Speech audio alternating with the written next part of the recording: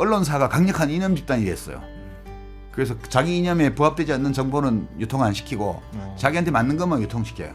품격도 의심스러워졌어요. 이렇게 돼서 지금 혼돈의 도가니 속으로 들어간 것 같은 그런 느낌인데, 책방을 찾은 반가운 손님과 함께합니다. 책과 이야기, 낭독과 음악이 흐르는 시간, 작가의 방. 지금 서점가에서 가장 뜨거운 이름입니다. 독자들이 가장 만나보고 싶어하는 분을 초대해봤거든요. 작가의 방, 오늘은요, 전면 개정판으로 재출간된 거꾸로 읽는 세계사의 저자 유시민 작가님과 함께하겠습니다. 안녕하세요. 네, 안녕하세요. 와, 네. 반갑습니다. 저희 청취자분들이 참 반가우실 것 같아요. 인사를 직접 해주시죠. 네, 소개가 너무 거창했습니다. 그런데요, 저는 유시민이고요. 글 쓰는 사람입니다. 예. 노무현 재단 이사장직 지금 내려놓고 퇴임하신 지 한 2달 정도 지났네요. 그죠? 어떻게 지내셨어요?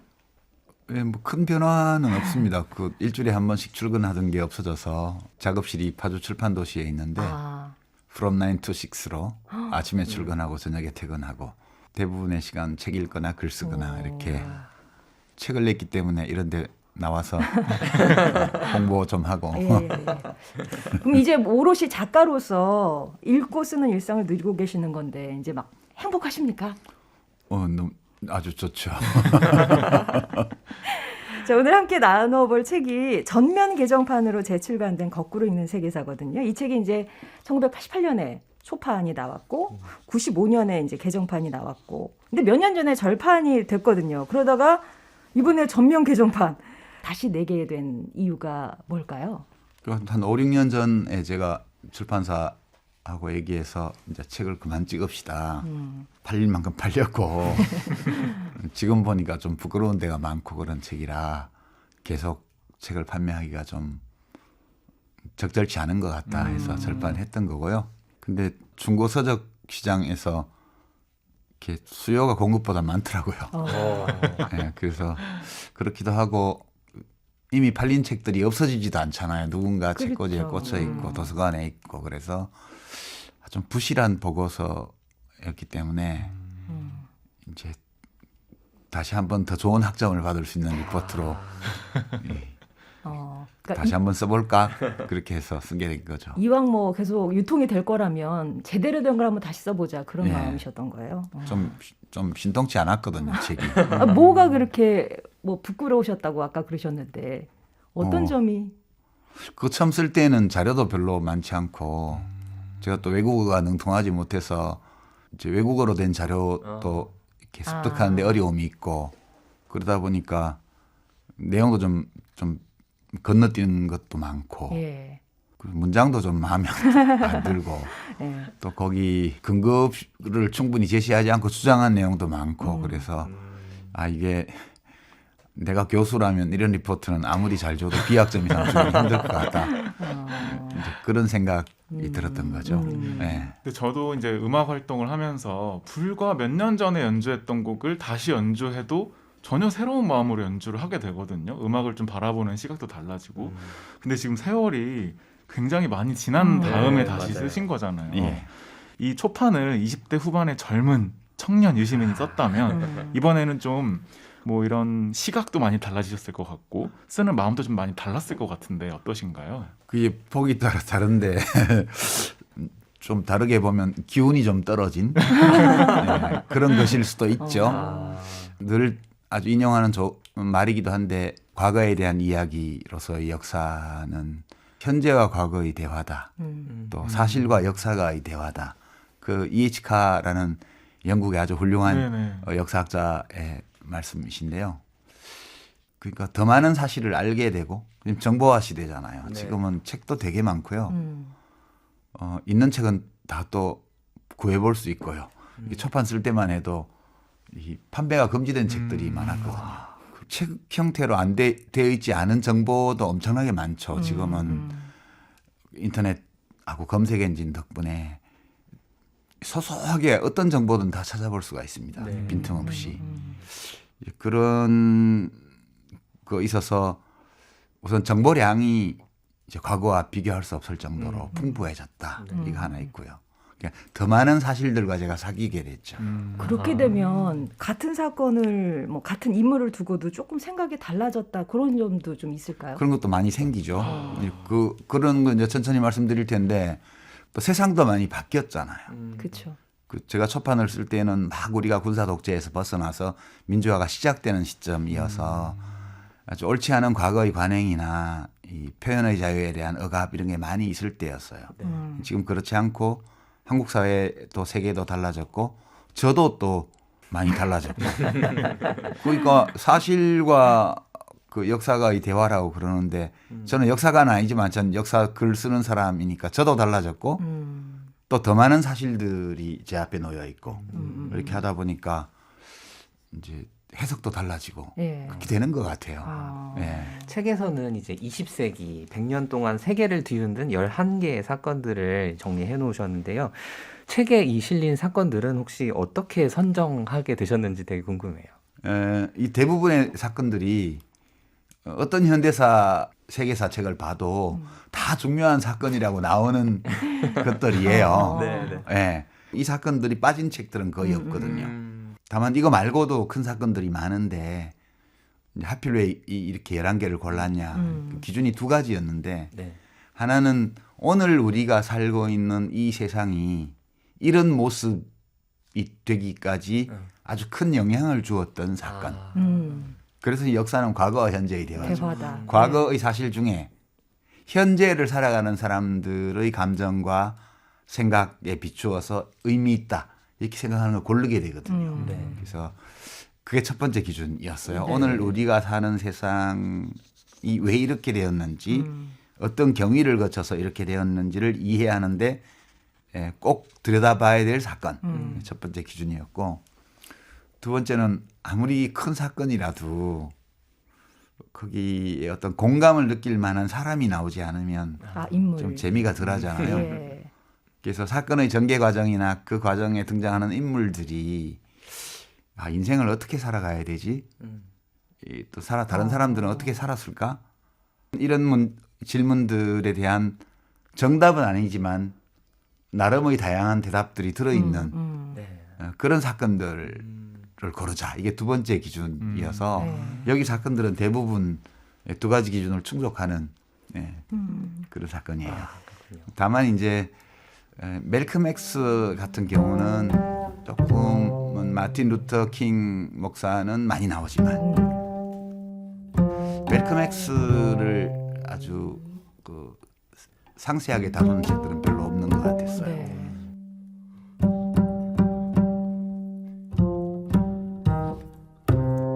그런 거는 좀 저 나름의 네. 기준. 그러고 보면 20세기 세계사를 다룬 책들은 대개다가 이제 1차 세계대전부터 출발을 하는데 이 거꾸로 읽는 세계사의 첫 챕터는 드레피스 사건이거든요. 이게 예. 이제 20세기를 열었다고 보시는 거잖아요. 그렇죠. 어떤 점에서 그렇습니까?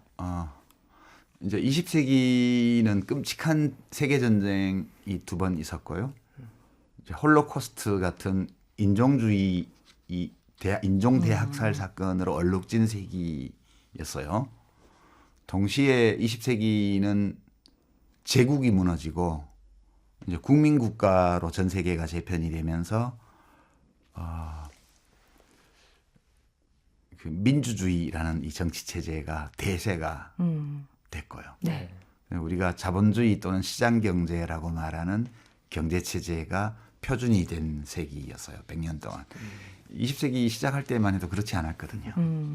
그래서 그 모든 요소들이 크게든 작게든 다 드러나 있는 사건이 드레피스 사건이다. 이렇게 봐서 프랑스에서 있었던 국내적인 사건이긴 한데 그 영향이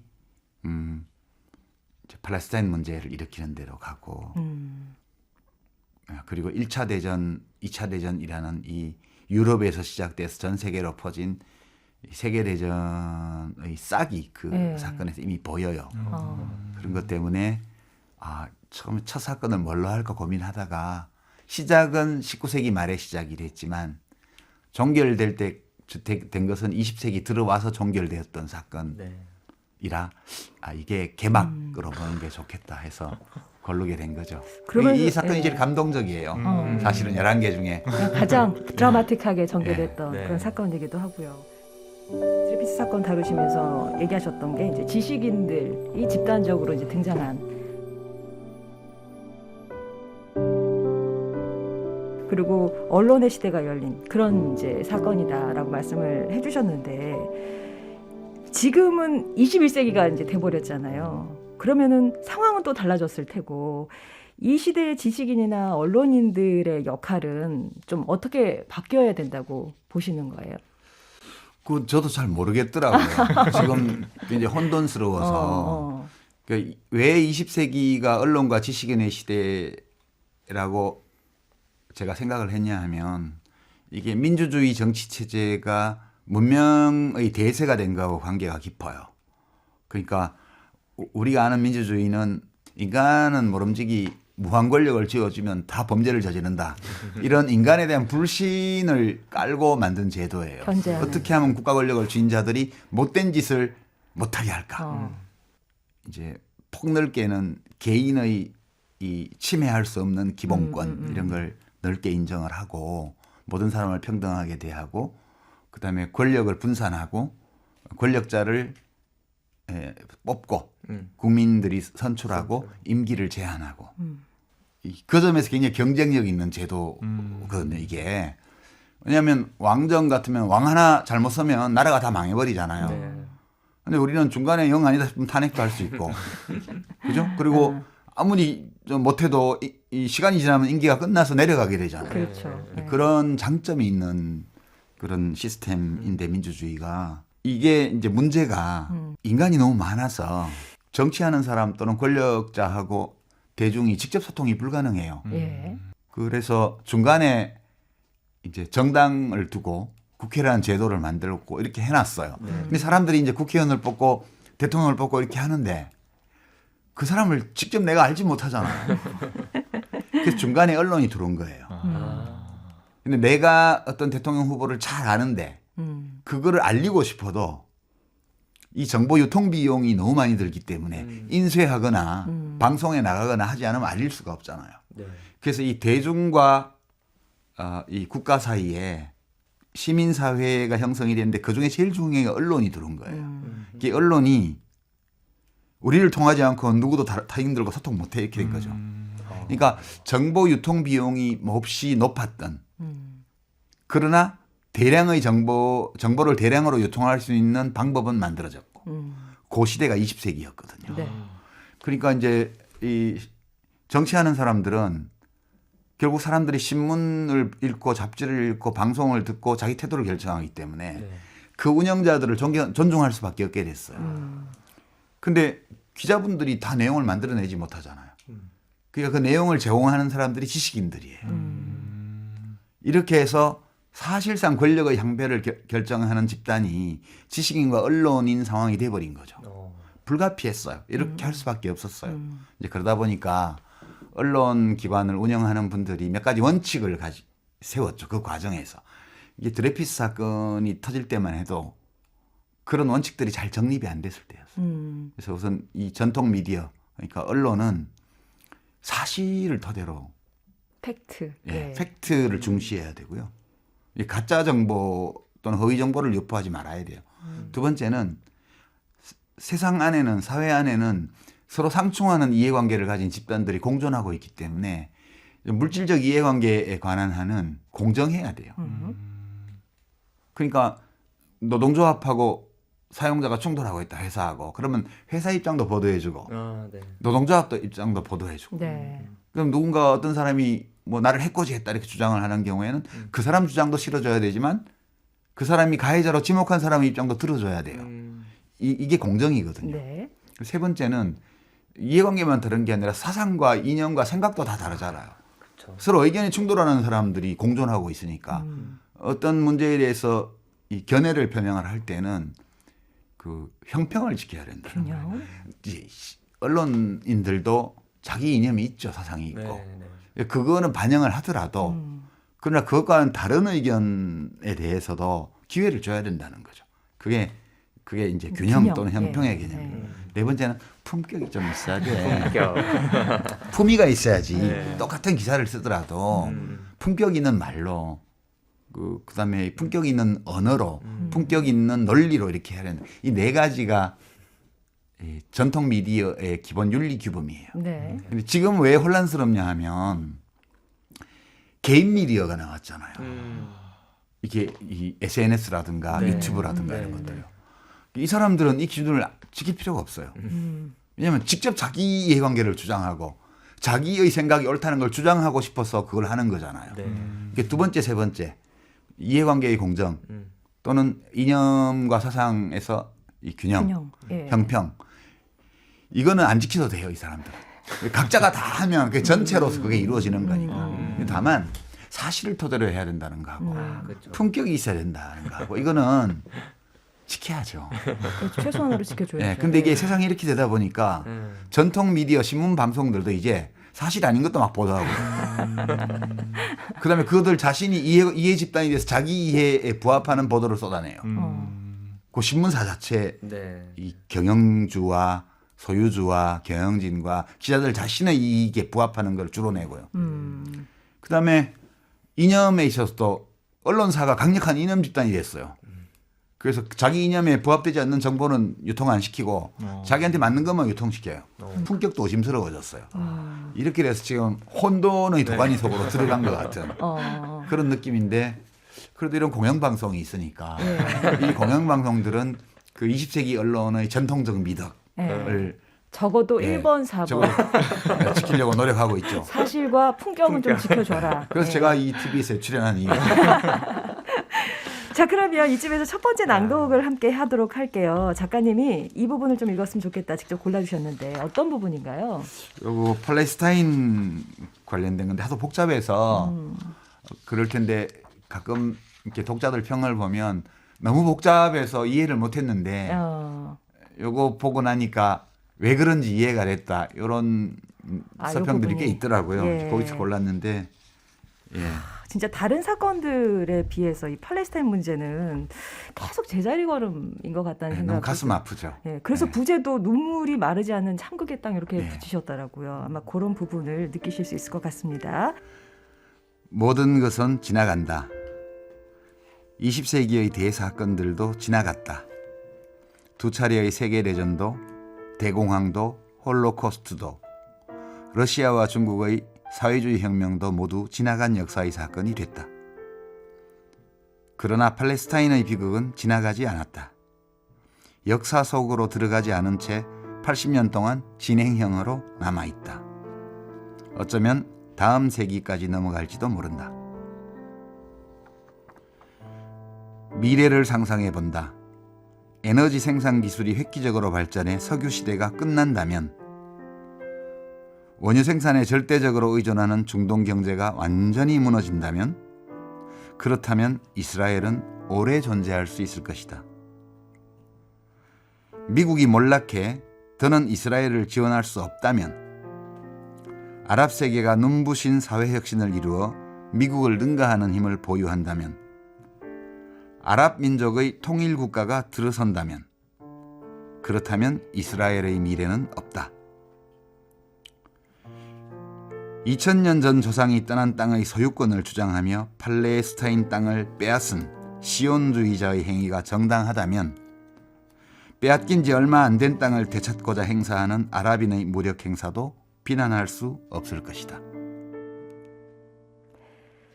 오슬로 평화협정에서 아라파트 의장은 이스라엘이 건국하는 과정에서 저지른 야만 행위에 대한 비판을 접어두고 현실을 인정한 가운데 미래를 열어가기로 결심했다. 라빈 총리는 군사력 행사를 절제하기로 약속하고 이스라엘의 존재를 인정받았다. 힘의 우열을 반영한 현실적인 타협이었다. 평화로운 공존을 원한다면 가해자인 이스라엘 정부와 국민들이 팔레스타인 민중을 피해자로 인정하고 그들의 억울함과 분노를 풀어줄 방법을 찾아야 한다. 그들은 자기들이 유럽에서 수천 년 동안 당했던 박해와 홀로코스트의 참극을 돌아보며 느끼는 감정을 팔레스타인 민중에게 고스란히 떠안겼다.